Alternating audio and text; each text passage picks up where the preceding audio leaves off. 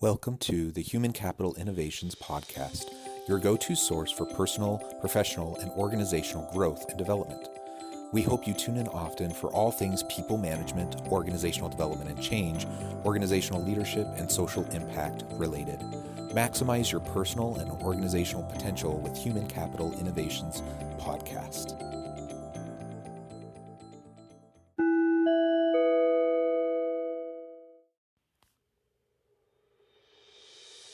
Welcome to the Human Capital Innovations Podcast.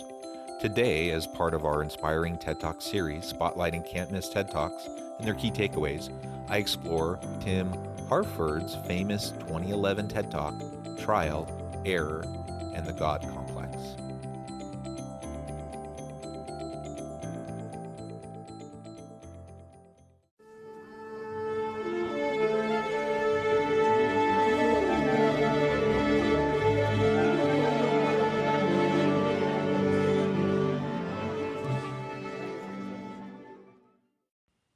Welcome back to the Human Capital Innovations Podcast. I'm excited to be with you again today for our inspiring TED Talk episode. This week, I'll be exploring Tim Harford's famous 2011 TED Talk, Trial, Error, and the God Complex. If the title of Tim Harford's TED Talk doesn't pique your interest, nothing will. Harford, an economics writer who studies complex systems, talks about the importance of trial and error in achieving success. Except he doesn't just talk about it, but presents the findings of his studies on complex systems.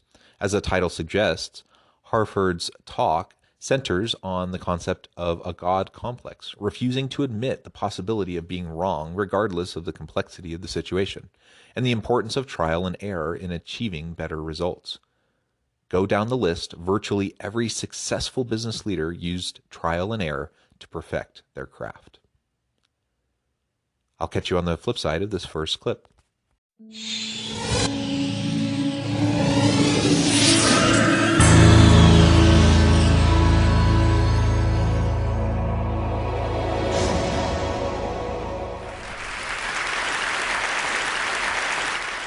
It's the Second World War, a German prison camp, and this man, Archie Cochran, is a prisoner of war and a doctor, and he has a problem. The problem is that the men under his care are suffering from an excruciating and debilitating condition that Archie doesn't really understand. The symptoms are this horrible swelling up of fluid under the skin, but he doesn't know whether it's an infection, whether it's to do with malnutrition. He doesn't know how to cure it. And he's operating in a hostile environment. And people do terrible things in wars. The German camp guards, they've got bored. They've taken to just firing into the prison camp at random for fun. On one particular occasion, one of the guards threw a grenade into the prisoner's lavatory while it was full of prisoners. He said he heard suspicious laughter. And Archie Cochran, as the camp doctor, was one of the first men in to clear up the mess. On one more thing, Archie was suffering from this illness himself. So the situation seemed pretty desperate, but Archie Cochran was a resourceful person. He'd already smuggled vitamin C into the camp, and now he managed to get hold of supplies of Marmite on the black market. Now, some of you will be wondering what Marmite is. Marmite is a breakfast spread, beloved of the British. It looks like crude oil. It tastes zesty. And importantly, it's a rich source of vitamin B12. So Archie splits the men under his care as best he can into two equal groups. He gives half of them vitamin C. He gives half of them vitamin B12. He very carefully and meticulously notes his results in an exercise book. And after just a few days, it becomes clear that whatever is causing this illness, Marmite is the cure. So Cochrane then goes to the Germans who are running the prison camp. Now, you've got to imagine at the moment, forget this photo, imagine this guy with this long ginger beard and this shock of red hair. He hasn't been able to shave, a sort of Billy Connolly figure. Cochrane starts ranting at these Germans in this Scottish accent, in fluent German, by the way, but in a Scottish accent. And it explains to them how German culture was the culture that gave Schiller and Goethe to the world, and he can't understand how this barbarism can be tolerated, and he vents his frustrations. And then he goes back to his quarters, breaks down and weeps because he's convinced that the situation is hopeless. But a young German doctor picks up Archie Cochrane's exercise book and says to his colleagues, "This evidence is incontrovertible. If we don't supply vitamins to the prisoners, it's a war crime." And the next morning, supplies of vitamin B12 are delivered to the camp, and the prisoners begin to recover. Now, I'm not telling you this story because I think Archie Cochrane is a dude, although Archie Cochrane is a dude. I'm not even telling you this story because I think we should be running more carefully controlled, randomized trials in all aspects of public policy, although I think that would also be completely awesome. I'm telling you this story because Archie Cochrane, all his life, fought against a terrible affliction.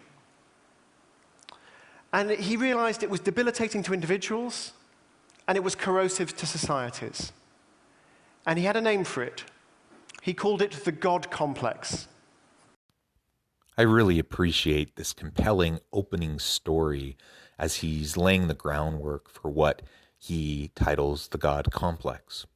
So in this story, I mean, a horrific time period and series of events, right? The kind of situation nobody hopes to ever find themselves in. You have prisoners of war, you have Nazi Germany, you have war crimes and people being mistreated.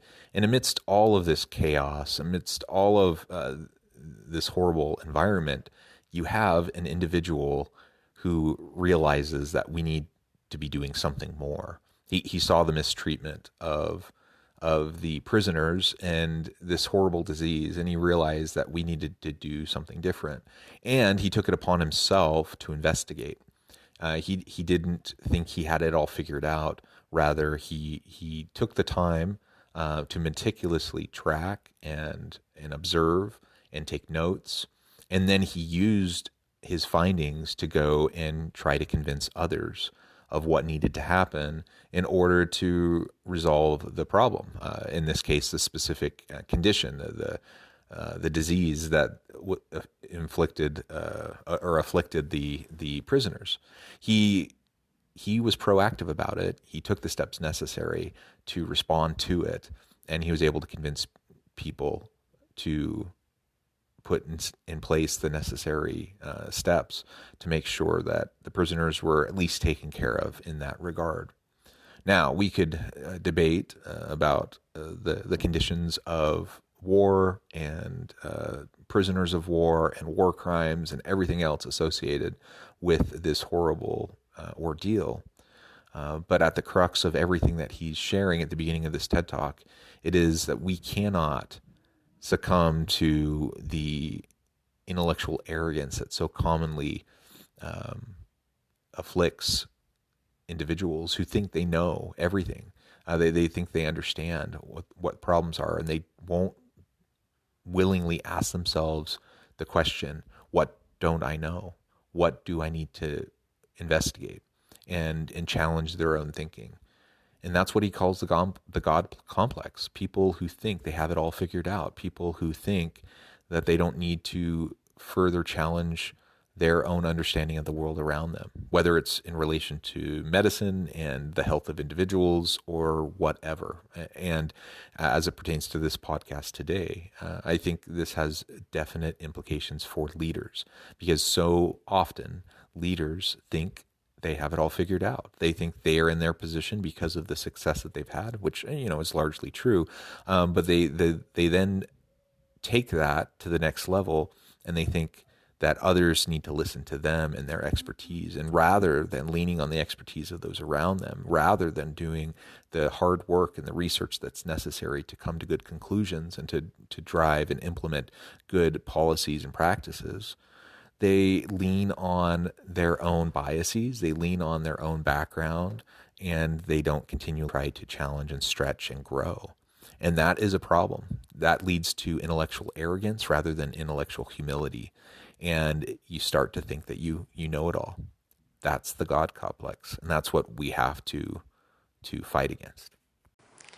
Now, I can describe the symptoms of the God complex very, very easily. So the symptoms of the God complex are, no matter how complicated the problem, you have an absolutely overwhelming belief that you are infallibly right in your solution. Now, Archie was a doctor, so he hung around with doctors a lot, and doctors suffer from the God complex a lot. Now, I'm an economist, I'm not a doctor, but I see the God complex around me all the time in my fellow economists. I see it in our business leaders.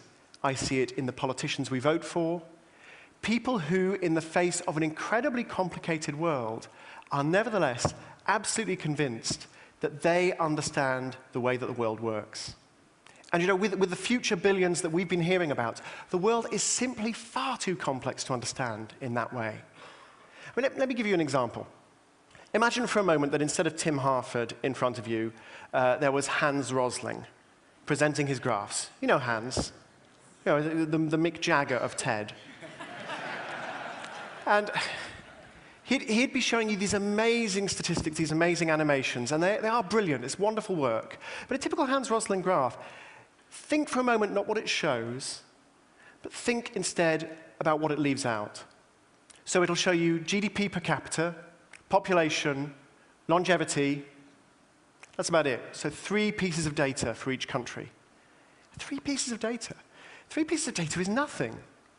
I mean, have a look at this graph. This is produced by the physicist Cesar Hidalgo. He's at MIT.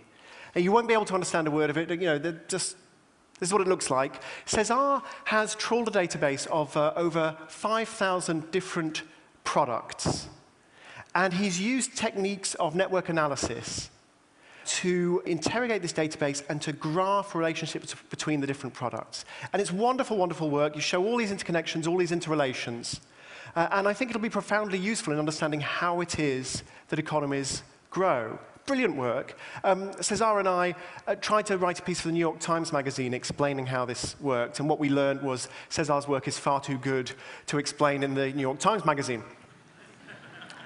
But 5,000 products, that's still nothing. I mean, 5,000 products. Imagine counting every product category in Cesar Hidalgo's data. Imagine you had 1 second per product category. In about the length of this session, you would have counted all 5,000. Now imagine doing the same thing for every different type of product on sale in Walmart. There are 100,000 there. It would take you all day. Now imagine trying to count every different specific product and service on sale in a major economy such as Tokyo, London, or New York. It's even more difficult in Edinburgh because you have to count all the whiskey and the tartan. Okay? If you wanted to count every product and service on offer in New York, there are 10 billion of them. It would take you 317 years. This is how complex the economy we've created is. And I'm just counting toasters here. I'm not trying to solve the Middle East problem. I mean, this is the complexity here is unbelievable. On just a piece of context, the societies in which our brains evolved had about 300 products and services. You can count them in 5 minutes. So this is the complexity of the world that surrounds us. This perhaps is why we find the God complex so tempting. We tend to sort of retreat and say, oh, we can draw a picture, we can show some graphs, and we get it. We understand how this works. And we don't. We never do. So the number one symptom of the God complex is that you have this overwhelming belief in your own infallibility, that you have it all figured out, that you understand the complexities, and that nobody else does, so everyone should be looking to you as the expert, the person with all of the answers. Now, that is a rather absurd notion that a single person could have all of the answers and they would know better than everyone else. There's so much research to show how important it is to get diverse opinions and diverse perspectives involved in the decision-making process. So you have to set all that aside, first of all, to be able to really buy into the God complex. You really have to believe that you are smarter, more capable than the collective genius of everyone else around you and everyone else's expertise. But this notion that you are infallible in some way. Now, leaders, would certainly say that they're fallible. They would certainly admit that, yes, they make mistakes. But in practice, the way that decisions are made, the way that strategies are moved forward and implemented, if you essentially believe that you are the one that has it all figured out, then that causes all sorts of problems down the line in the organization. It causes all sorts of problems for other leaders at different levels of the organization, as well as the line employees. You're not developing or generating buy-in to your decision or the strategy, whatever you're trying to accomplish. And simply your solution isn't going to be as good. It's just the fact of the matter. And the real danger when someone has the God complex and they think they have it all figured out, the real danger is that they can actually cause immense harm to the organization, to their people, to the consumers, even while they have all of the best intentions and they truly believe that they have the answers for all of the challenges facing the organization. That is extremely dangerous because there is good intention there, but it's not coupled with intellectual humility or leadership humility and the ability then to go out and find others who can contribute and help refine your way of thinking. So if I think I'm infallible or even anywhere close to it, then I have started the process of really setting myself up and my organization up for failure, and that's going to negatively impact so many people. In this clip, he also shares some examples of different points of data. Traditional graphs that show maybe 3-4 pieces of data, and how overly simplistic that is. It's necessarily simplistic, right? We can't portray the complexity of the world around us in an understandable way on a graph, for example, and show the millions of data points that are actually interacting with each other. So we, of course, simplify. We break it down. We come up with various approaches that help make sense of a complex world, different models, different visualizations, utilizing a smaller number of data points. And he starts to illustrate that even if we had counted up all the different products within a very simple economy, how complex that would be. And that's just within a simple economy. And you start to extend that argument, and you start to think about everything that goes into our decision-making processes, from our chemistry, our brain chemistry, our upbringing, all of the options that are available to us, the interconnectedness of the world, and all of the geopolitical, socioeconomic dynamics. It's so incredibly complex. And for anyone to think that they have it all figured out, it's just the height of absurdity. And we need to really challenge and battle that notion.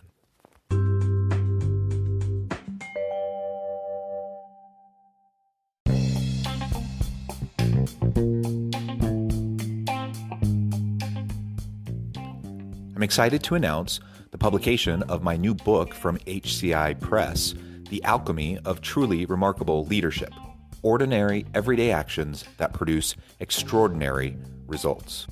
Consider how the nature of work has shifted over the past 50 years. With increased globalization, rapid technological advancement, and the shift in economic composition, the average job of today looks very different than the average job of 50 years ago. What will the jobs and organizations of tomorrow look like? Moreover, what does this all mean for organizational leaders? What are the core competencies and capabilities of organizations and their leadership that are prepared for continued disruption and geopolitical and socioeconomic shifts? Regardless of what the future holds, increasingly, leaders need to be socially minded, data-driven, decisive, champions of talent, and disruptors of the traditional notions of leadership, teams, organizations, and work. The alchemy of truly remarkable leadership will help you to explore your own leadership competencies and capabilities and consider ways to apply and implement them into your workplace and personal life.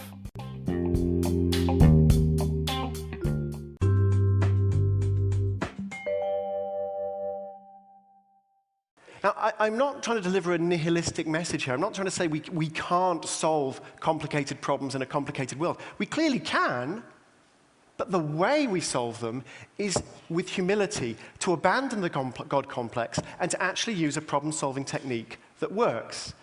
And we have a problem-solving technique that works. Now, you show me a successful, complex system, and I will show you a system that has evolved through trial and error. Here's an example. This baby was produced through trial and error. I realize that's an ambiguous statement. Maybe I should clarify it. This baby, it's a human body. It evolved. What is evolution? Over millions of years, variation and selection. Variation and selection. Trial and error. Trial and error. And it's not just biological systems that produce miracles through trial and error. And you could use it in an industrial context. So let's say you wanted to make detergent. Let's say you're Unilever and you want to make detergent in a factory near Liverpool. How do you do it? Well, you have this great big tank full of liquid detergent. You pump it at high pressure through a nozzle. You create a spray of detergent. Then the spray dries, it turns into powder, it falls to the floor, you scoop it up, you put it in cardboard boxes, you sell it at a supermarket, you make lots of money. How do you design that nozzle? Turns out to be very important. Now, if you ascribe to the God complex, what you do is you find yourself a little god. You find yourself a mathematician, you find yourself a physicist, somebody who understands the dynamics of this fluid, and he will or she will calculate the optimal design of the nozzle. Now, Unilever did this, and it didn't work. Too complicated. Even this problem, too complicated.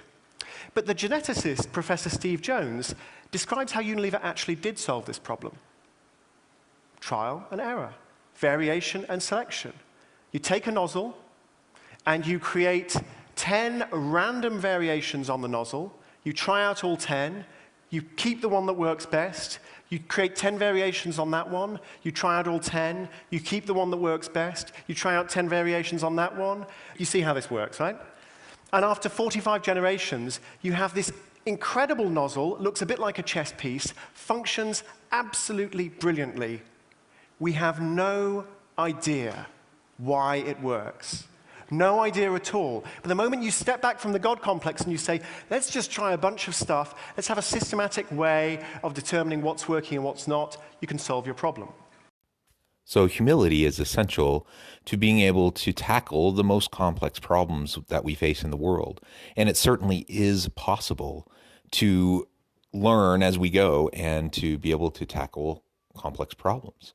In fact, that's how systems are created. So when we take a systems thinking mindset and equity design thinking mindset to approach the most perplexing, challenging obstacles that we face in society and in our organizations, we are better equipped to really recognize all the components, all the variables, and to start making meaningful progress.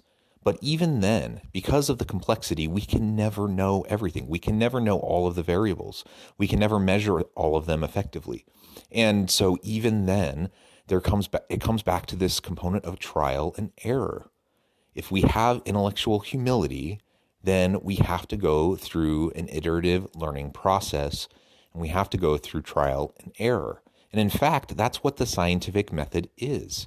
When we employ the scientific method, we are testing hypotheses, and a lot of times it doesn't work out. But we learn from the failures. We step on the backs and upon the successes of those that came before us, and we're able to, over time to respond to incredibly complex, challenging issues because we fail fast, we fall forward, we learn from our mistakes, from the failures that occur, and through that trial and error, we are able to figure out how things work and how to move things along in a positive manner.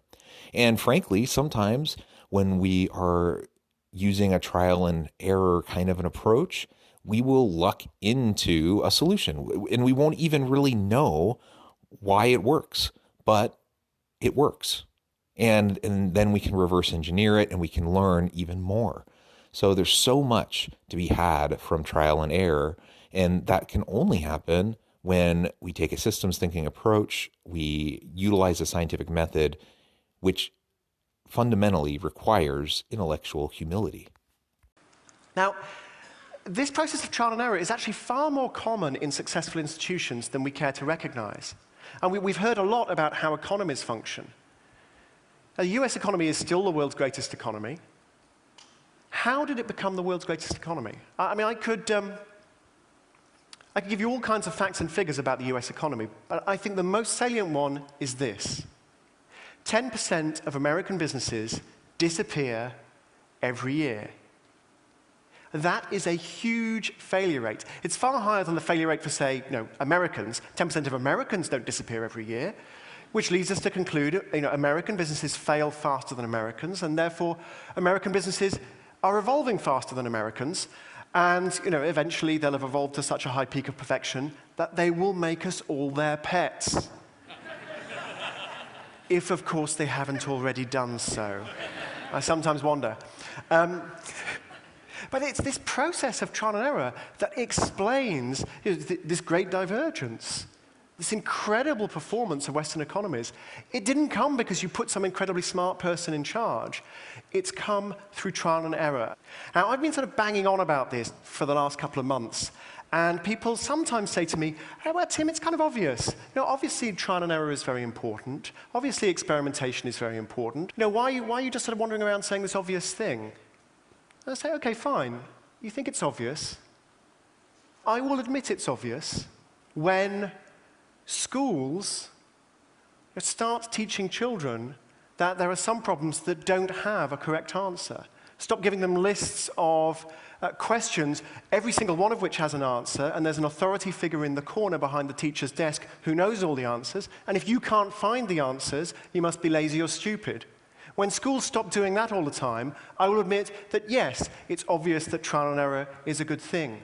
When a politician stands up campaigning for elected office and says, "I want to fix our health system, I want to fix our education system, I have no idea how to do it. I've got a half a dozen ideas. We're going to test them out. They'll probably all fail. Then we'll test some other ideas out. We'll find some that work. We'll build on those. We'll get rid of the ones that don't." When a politician campaigns on that platform, and more importantly, when voters like you and me are willing to vote for that kind of politician, then I will admit that it is obvious that trial and error works, and that, thank you. Until then, I'm going to keep banging on about trial and error and why we should abandon the God complex. Because it's so hard to admit our own infallibility. It's so uncomfortable. And Archie Cochrane understood this as well as anybody.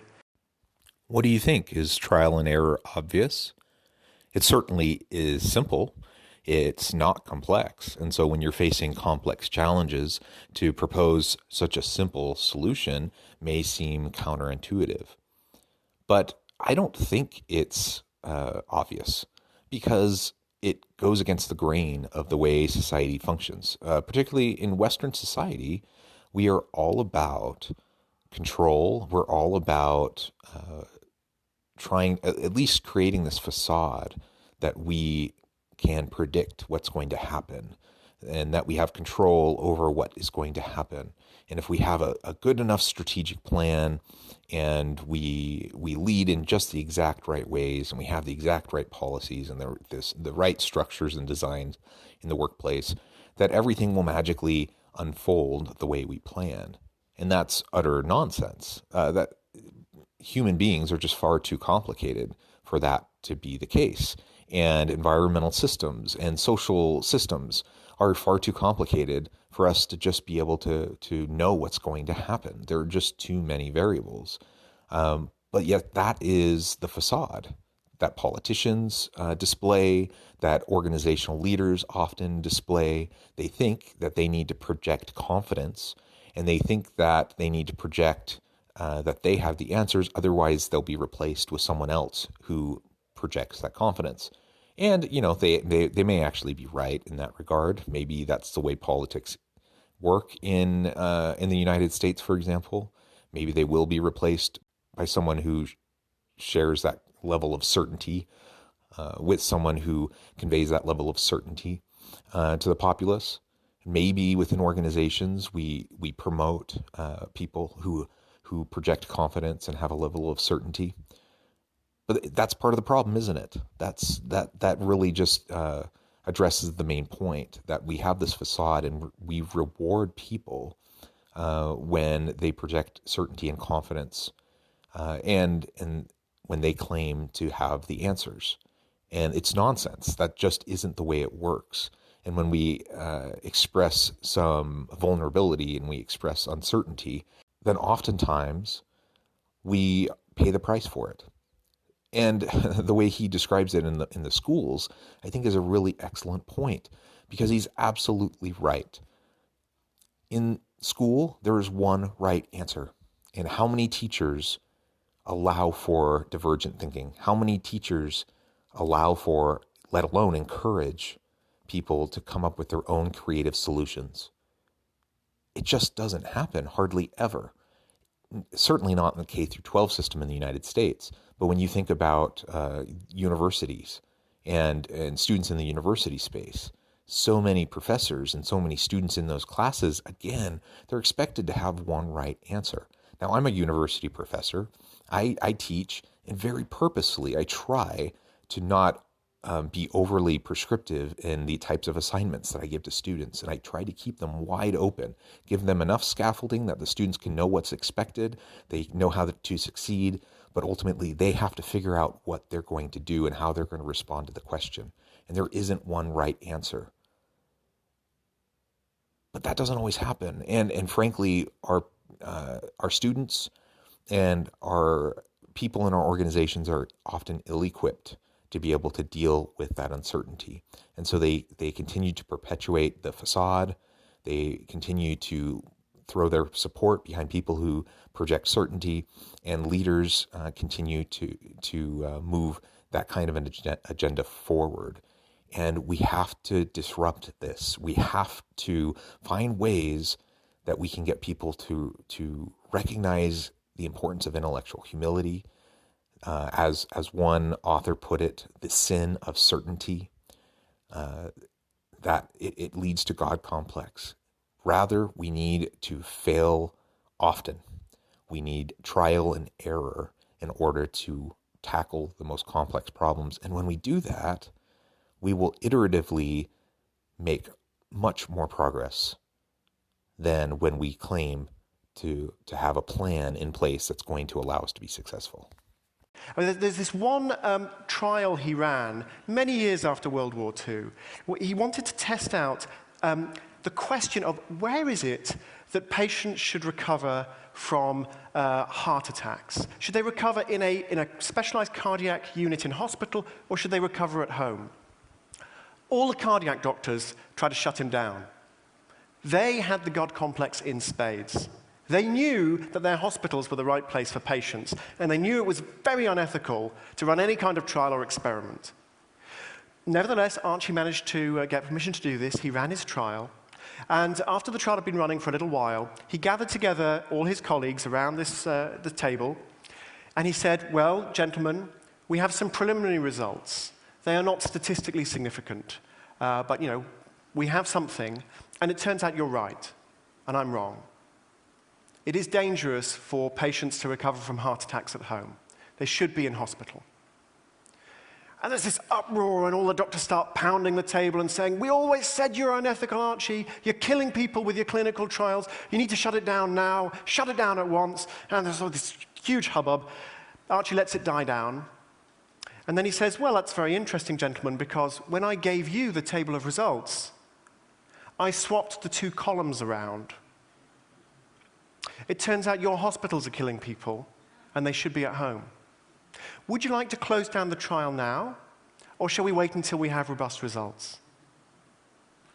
Tumbleweed rolls through the meeting room. But Cochrane would do that kind of thing. And the reason he would do that kind of thing is because he understood. It feels so much better to stand there and say, yeah, in my own little world, I am a god, I understand everything. I do not want to have my opinions challenged. I do not want to have my conclusions tested. It feels so much more comfortable simply to lay down the law. Cochrane understood that uncertainty, that fallibility, that being challenged, they hurt. And you sometimes need to be shocked out of that. Now, I'm not going to pretend that this is easy. It isn't easy. It's incredibly painful. And since I started talking about this subject and researching this subject, I've been really haunted by something a Japanese mathematician said on the subject. So shortly after the war, this young man, Yutaka Taniyama, developed this amazing conjecture called the Taniyama-Shimura conjecture. It turned out to be absolutely instrumental many decades later in proving Fermat's last theorem. In fact, it turns out it's equivalent to proving Fermat's last theorem. You prove one, you prove the other. But it was always a conjecture. Taniyama tried and tried and tried, and he could never prove that it was true. And shortly before his 30th birthday, in 1958, Yutaka Taniyama killed himself. His friend, Goro Shimura, who worked on the mathematics with him, many decades later, reflected on Taniyama's life. He said, he was not a very careful person as a mathematician. He made a lot of mistakes. But he made mistakes in a good direction. I tried to emulate him, but I realized it is very difficult to make good mistakes. Thank you.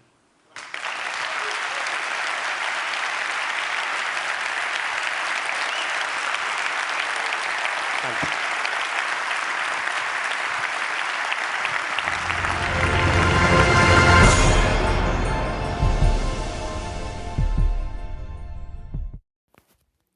Additional excellent examples to really hit home the point that we need to have intellectual humility. And it also, in this trial of having people recover at home, it's really interesting to hear of the other doctor's perspective, and he shocked them out of their preconceived notions because he recognizes that cognitive biases are strong, and confirmation bias in particular, that when we think we know the answer, then we are going to look for data that supports our perspective, our frame of thinking. And we're going to ignore, whether intentionally or not, we're going to ignore data that contradicts our beliefs, that contradict the way we view things, and contradict what we're so certain about. That's why paradigm shifts can be so difficult, whether it's in science, whether it's in societies, in business, whatever. Paradigm shifts can be so difficult because they challenge the very foundation of what we think we know. So those who practice intellectual humility and who can fail, but fail well, who can make mistakes, but make good mistakes, mistakes that allow them to learn and grow, that's what it's all about. That's how we challenge the God complex, where we can foster intellectual humility, and ultimately we can increase the chances of us having creative solutions to complex problems, innovative approaches to the most perplexing challenges that we face. That's certainly my hope in my own career, in my family. That's my hope for my neighborhood, for my community. That's my hope for any organization I work with. And if I can be committed to just challenging my own preconceived conceptions, then I'm going to be better equipped to come up with better solutions when the time comes. As always, thank you for joining me for this episode of the Human Capital Innovations Podcast. I hope you stay healthy and safe, that you can find meaning and purpose at work each and every day, and I hope you have a great week.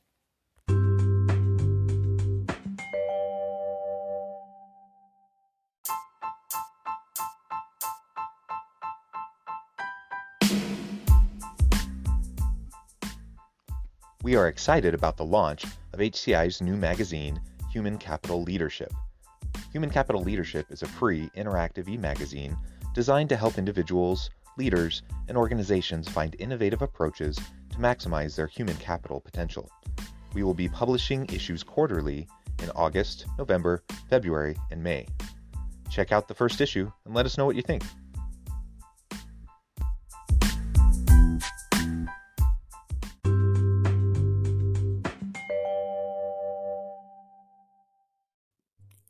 Thanks again for joining us for this episode of the Human Capital Innovations Podcast. I hope you stay healthy and safe and that you have a great week.